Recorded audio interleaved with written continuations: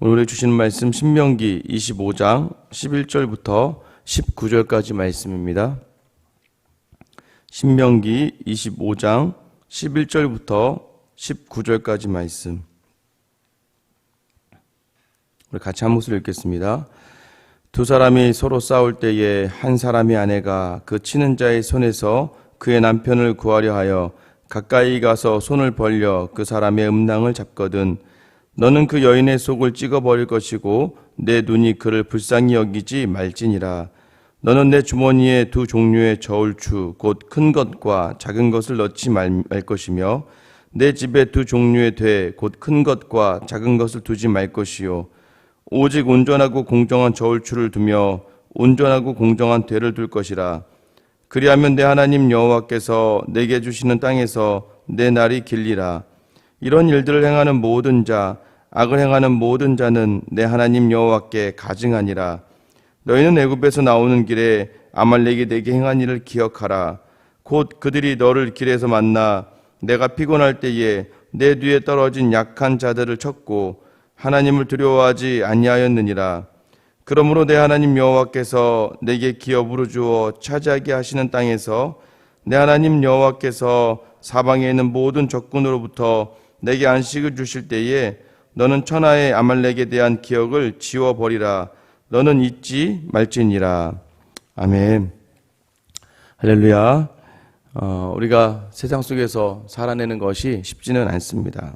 많은 이제 크리스찬들이 고민을 하며 살아갈 수밖에 없죠. 사업을 해도 직장에 다녀도 왜 그러냐면 세상은 참 비겁하기 때문입니다. 세상적인 방법은 무슨 수를 써서라도 자기 목적을 이루어내는 것. 기업은 무슨 수를 써서라도 돈을 남기는 것. 그러니까 어떻게든 많은 돈을 남기기 위해서 또는 직원들을 또 어떻게 때로는 그들을 짜내서라도 많은 돈을 남겨야 되고 또 강자만 살아남지 않습니까? 서로 계속해서 싸우면서 올라갈 수밖에 없는. 그러다 보면 자연스럽게 어떻게든 목적이 우선되다 보니까 수단과 방법을 가리지 않는 그런 삶을 살게 됩니다. 이러한 상황 속에서 하나님이 우리에게 원하시는 모습은 무엇일까요? 오늘 본문의 말씀들이요, 이제 우리에게 원하시는 가나안 땅에 들어간 하나님의 사람들, 가나안 땅에 들어가거든 이라고 시작하면서 이야기를 계속하고 계십니다. 11절, 12절은 약간 이제 좀 생뚱맞는 그러한 본문인 것 같은 느낌이 들어요. 두 사람이 싸울 때에 한 사람의 아내가 그 치는 자의 손에서 그의 남편을 구하려 하여 가까이 가서 손을 벌려 그 사람의 음낭을 잡거든 너는 그 여인의 손을 찍어버릴 것이고 내 눈이 그를 불쌍히 여기지 말지니라. 내 남편과 어떤 남자가 싸우는데 남편이 어려운 위기에 당해 있는 거죠. 그럼 그때 이제 아내가 도와줄 수 있겠죠. 내 남편이니까. 도와주는데 다 도와주는 건 괜찮은데 오늘 말씀에서 뭐라고 이야기하면 음낭을 잡거든 이라는 표현을 사용해요. 이제 이 표현은 이제 굉장히 이제 우리가 좀 터부시할 수 있는 표현이긴 하지만, 요즘에 남편이 누구한테 막 맞고 있는데 가만히 있을 아내가 어디 있겠습니까? 그러면 아무리 위험한 상황이라 할지라도 마지막 선이라는 게 있는데 그것이 무엇이냐면 생명을 이어가는 생명의 선은 함부로 건드리지 말라는 거예요. 그래서 만약에 다른 사람의 그 음낭을 잡고 그 음낭을 어떻게든 상하게 할 경우에 그럼 그 남자의 지분 대회가 끊기게 될 수 있으니까 그런 손은 절대 용서하지 말라는 것이죠. 때로는 이제 하나님의 우리가 공동체 안에 속해 있다 보면 개인의 감정, 내가 분명히 억울하고 내가 분명히 화가 나고 내가 분명히 분노가 치미는 상황이라 할지라도 하나님이 원하지 않는 절대적인 선이 있다는 것이죠. 그것은 무엇이냐면 다른 사람의 생명을 헤아려 드는 그 상황들 또는 그 선을 넘어간 하나님 원치 아니하시는 극단적인 그 가정을 깰 수 있는 그 가문과 기업 하나님이 주신 그 모든 자리를 무너뜨릴 수 있는 것까지는 넘어가지 말 것을 이야기하시는 거예요. 개인의 어떤 감정적인 것들로 말미암아 하나님이 절대시하는 모든 것들을 무너뜨리지 말라라고 이야기하시는 것이죠. 그 다음부터 13절부터 16절에는 너는 내 주머니에 두 종류의 저울추 곧 큰 것과 작은 것을 넣지 말 것이요 내 집에 두 종류의 돼 곧 큰 것과 작은 것을 두지 말 것이요 오직 온전하고 공정한 저울추를 두며 온전하고 공정한 되를 둘 것이라. 그러면 내 하나님 여호와께서 내게 주신 땅에서 내 날이 길리라. 이런 일들을 행하는 모든 자, 악을 행하는 모든 자는 내 하나님 여호와께 가증하니라. 이 말은 무엇입니까? 주머니에 추를 2개 두지 말고 되를 2개 가지고 있지 말라는 것이죠. 이것은 무엇일까요? 내가 이제 물건을 사러 갈 때 어떻게 해요? 큰 추를 가져가는 거죠. 큰 추를 가져가서 큰 추나 큰 되를 가져가서 많은 양을 싸게, 동등한 값이지만 많은 양을 가져오게 되고, 또 내가 또 무언가를 팔 때는 어떻게 해요? 작은 추나 작은 되를 사용해서 동일한 값인데도 조금만 팔면서 많은 이득을 취할 수 있는 그러한 방법이죠. 세상에서 보면 성공할 수 있겠죠. 세상에서 보면 이렇게 장사하면 남겠죠, 많이. 그러나 너희는 그러지 말라라는 거예요. 그런데 여러분, 세상에서도요, 이런 마음이 통합니다. 진실되고 거짓되지 않는 그 마음이 사실 세상에서도 통합니다. 그저께 죽으신 이건희 회장이 생전에 가장 싫어하던 사람이 있는데, 가장 싫어하는 사람이 바로 거짓말하고 그다음에 비아냥거리는 사람을 가장 싫어했다고 합니다. 우선 거짓말하는 사람. 여러분, 세상에서도요, 거짓말하는 사람은 신뢰가 되지 않잖아요. 그런데 진실된 사람, 정직한 사람은 세상에서도 통하게 되어 있습니다. 그러나 정직한 모든 일에 정직하게, 이 표현이 뭐냐면요, 자기 맡겨진 일에서 최선을 다하는 거예요. 그리고 자기 맡겨진 일에서 자잘못을 정확하게 판가름할 수 있는 그 능력이 있는 사람이야말로 정말 그 세상에서 성공할 수 있는 사람이라는 것이죠. 세상에서도 이러할진데 하물며 우리는 어떻습니까? 세상은요, 오히려 우리 교회에게 더 정직을 요구한다는 거예요. 처음에는 어려울 수 있습니다. 그러나 시간이 지나면서 이 정직은요, 드러나게 되어져 있어요. 표현이 좀 어색할 수 있어요. 공동체 안에서도요, 같이 있다 보면 왜 말을 해도 저렇게 하지? 왜 표현을 해도 저렇게 하지? 왜 저렇게 생각하지라고 하지만 여러분 같이 곰곰이 오래 있어 보십시오. 그러면 아는 거예요. 시간이 지나서 흘러다 보면 그 사람이 표현 좀 서툴고 어눌하고 여러 가지 강해 보이기도 하고, 때로는 아무것도 정말 무슨 생각을 하는지 모를 정도로 그런 생각을 가지고 있는 것처럼 보이지만 시간이 지나면서 함께 하면서 그것들이 드러나게 되어 있는 거예요. 저는 이 진실과 이 정직을 믿습니다. 특히 크리스찬이라고 한다면 하나님 앞에서 내가 하나님을 사랑하는 그 마음이 정직한 사람이라면, 하나님 앞에 정직하다면 사람들에게도 정직할 수밖에 없는 거예요. 하나님께만 정직한 사람은 이 땅에 없습니다. 하나님께만 정직한 사람은 종교예요, 종교. 다른 사람에게 함부로 대하면서. 그러니까 저희가 그런 얘기 많이 해요. 아니, 저 사람이 부목사님일 때는 참 좋았는데, 아니, 저 사람이 안수 집사님 때까지는 참 좋았는데 왜 장로님이 되고 나서, 담임 목사가 되고 나서 바뀌는 사람들이 있어요.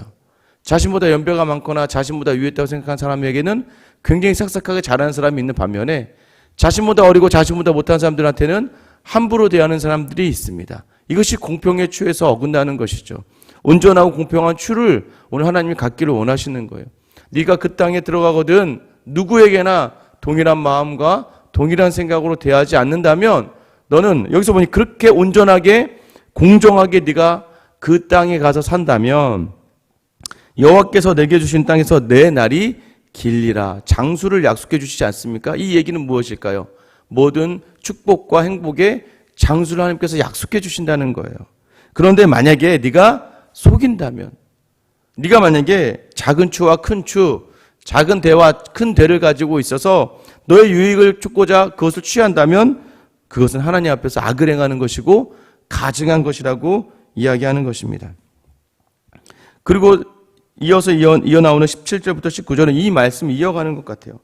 누가 나오나요? 절대 용서하지 말아야 될 민족이 등장합니다. 어떤 민족이에요? 아말렉이죠. 17절입니다.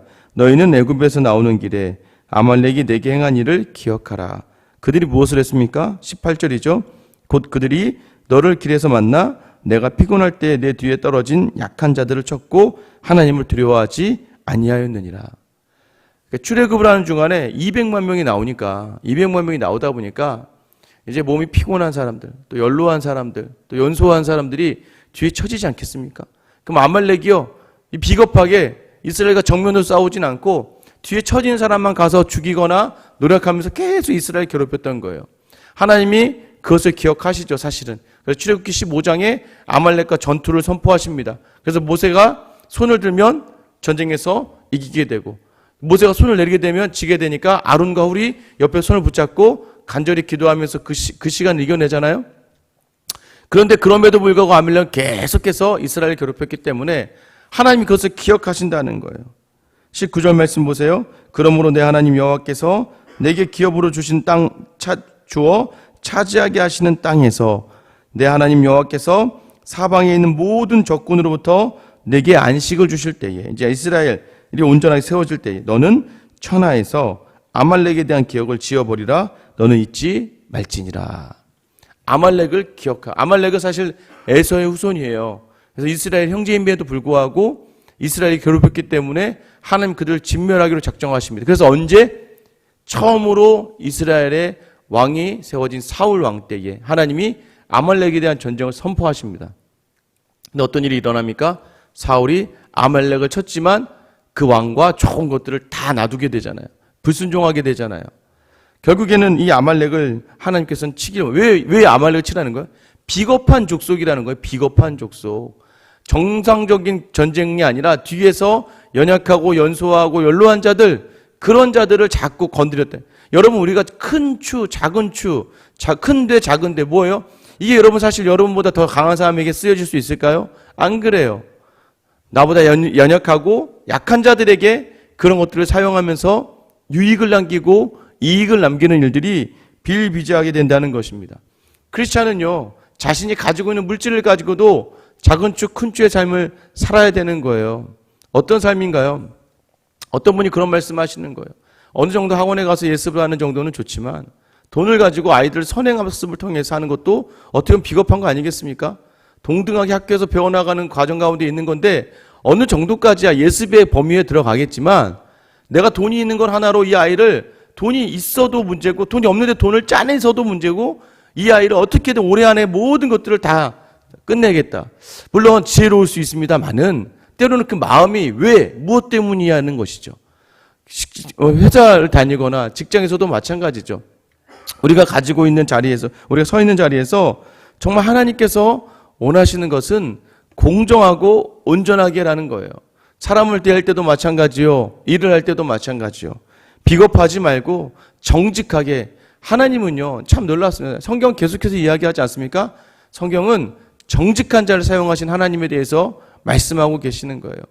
하나님은요, 능력 있는 사람을 사용하지 않으세요. 왜 정직한 자를 사용하시는 거예요? 모세를 언제 사용하시는 거예요? 모세가 왕자할 때 사용하지 않습니다.